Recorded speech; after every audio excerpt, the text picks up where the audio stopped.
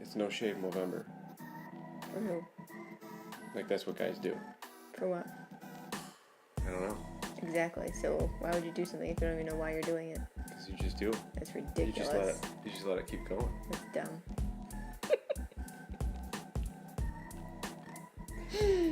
Yeah. Welcome to Coffee and Convo. You are loud. Smashing. Why do you like... I don't know. That's how I talk. It's right here. Just talk. Yeah, all right. Let's try again. Welcome to Coffee and Convo. You're still really loud. I am, I know. Yeah, But just that's how I tone talk. it down. No. Okay. Tone it down. All right. Okay. Why don't you start? All right. Why don't you start? Yeah. Good morning. Happy Saturday, everyone. Happy Saturday. Welcome to Coffee and Convo. My name is Dave. And I'm Laurie. And we are with Marriage on the Rise. And this is our fun time to come together as a husband and wife and just chit-chat. And we're hoping that this encourages you, inspires you to just take a conversation, a topic that we come up with, and take it offline. And you and your spouse, you just talk about it. And We actually don't come up with it. It comes out of the box. Yeah, we can't take credit for it. These, what is it called? For husbands and wives? 88 great conversation starters. We just pick one, and it gives us a topic to talk about, and we talk about it. And then you guys can take it offline and talk about it too. Yeah. So if this is your first time joining us, we are excited to be spending this time with you. We welcome you here, and if you guys have been watching along the way, it's great to see you back. So let us know where you're watching from. Yeah, grab your coffee, show us some hearts, and engage in this conversation because it's fun. It's better having a conversation this way too. Yeah, it's a back and forth. All right, hit us with Let's dive in. Ready? Remember your coffees. Coffee Get makes your coffee. everything better. Okay. Or tea, or not. Are you coffee drinkers or tea drinkers? I'm always curious. If you're a coffee drinker, black coffee or... That's like a real coffee drinker. We're not real coffee drinkers. Yeah, we like to mask the taste of real coffee. Okay, ready? Name 3 things that make a marriage successful. Are those things part of our relationship? 3 things. I always repeat because it gives me time to think about it. Stall. 3 things that make a marriage successful. Wow, there could be lots of things that make a marriage successful. So let's go through what we think 3 things are, and there's probably a lot more, but we'll do our top 3, and then maybe they can comment and tell us what their top 3 are. Yeah, these are our top 3. We're not pushing it on you. This is just our top 3. I'm sure you guys have different 3. Maybe you have 1 or 2 of what we have, and your 3 or whatever. Yeah. So comment back and forth because we want to know. But we're going to get going, and we're going to start with what would you say to sacrifice? Yes. Sacrifice, I feel like, is one of those things in a marriage where you go in blind and you don't realize it's going to be sacrifice. Yeah. Yeah, like, okay, so when we first got married, both of us had mothers who did everything for us, right? I mean everything. Like, we didn't know how to do laundry or cook, to the point where when I had dirty clothes, if I came home late at night, my dirty clothes would be washed and put away before I woke up in the morning. Yeah, like you can wear the same thing over and over again, but you wouldn't be the dirty kid. You're just wearing clean clothes. It just got clean the very next day. From like magic elves. and so I had a similar upbringing where I didn't have to do any of that stuff, and I take it for granted so much. But when we first got together, neither one of us did any of that. So I think it caused some contention, some frustration earlier on because neither one of us wanted to do it. We just expected it to, That's not true. Magically get done. I'm just using it. That's so not true. It's just an example. It's not true, though. It's just an example. It's an untrue example. No. Maybe that's my perspective. I did everything because I felt like I had to do everything, but I didn't want to be doing everything. So you were sacrificing. I know, but it got done. Yeah, you were sacrificing. Yeah. But it's not like it didn't get done. That's true. No, I'm not saying it didn't get done, but without having sacrifice in doing those tasks, in doing those things, it wouldn't get done, and it would cause a lot of grief in our relationship without that sacrifice. Agreed. Maybe that's a silly, stupid example of sacrifice. What else does sacrifice look like to you? Well, they always say like a marriage is 50-50, which I think is nonsense too. If everyone's not putting in 100%, then what do you think about happy wife, happy life? Well, I kind of like that, Honestly, but I think it's crap. Crap.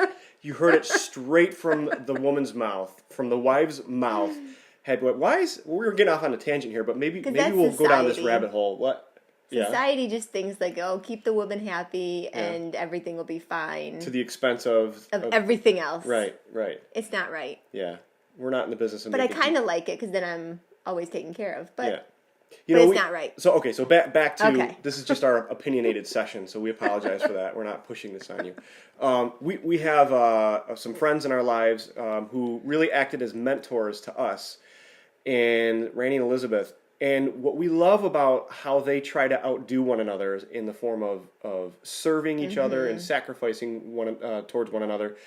They try to outdo the other in the form of maybe speaking the other's love language or doing things nice, doing things without expectation of anything in return. Yeah, not because they think that they have to do it for the other person to do it for them, but just because they want to show the other person how much they love them. Yeah. So, Randy and Elizabeth, if you're watching, we love you. We appreciate you guys, and we wouldn't be in our marriage without you guys pouring into us. Truth. Hashtag fact truth. Yes. We appreciate you guys so much. And they're just an example of the amazing relationships that have poured into us. So sacrifice, absolutely. We're sacrificing for each other. Sacrifice is absence of selfishness, right? I mean, sacrifice really, you have to get to a place of absolute humility to be able to serve and sacrifice for your spouse. Serve and sacrifice go hand in hand. They do. Yep, yeah. I like that. And that's been something that's really been a big blessing in our marriage. Yep. And growing into that. I mean, it's not something that comes naturally. And it wasn't something that we started with. No. That's for sure. Number 2. All right, number 2. I would have to say, again, it's not something we started with in our marriage, but I think it was something that saved our marriage, which is our faith. Yeah. Right? No doubt. Our faith. Yeah, our faith for us, it's been a journey. That's for sure. Big growth. And again, that came in the form of relationships, people pouring into us who happen to be, Christians, who happen to be people who loved us. And we had the absolute, complete wrong understanding of what it meant to be a Christian. We met people with open arms. They weren't judging us. They weren't condemning us. They were just loving us. And that took time. We had these barriers built up. But when we peeled back the layers and let people in, God started to do a work on us individually.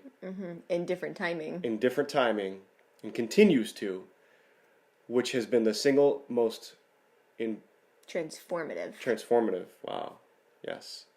Thing in our marriage. Our faith has been that, and that's something that is ever changing and continually growing, which in and of itself speaks volumes and is awesome because we're not stagnant, right? We're not stale in our marriage. Because we're growing in our faith, we're continuing to grow in our marriage and in other areas, in parenting, finances. Yeah, I mean, all these other areas. You see, it's about, the way I kind of look at it is, I think we had the wrong idea of what our reference point was. And let me explain. We tend to compare down, right? So let's say if I'm comparing myself to, I don't know, Hitler.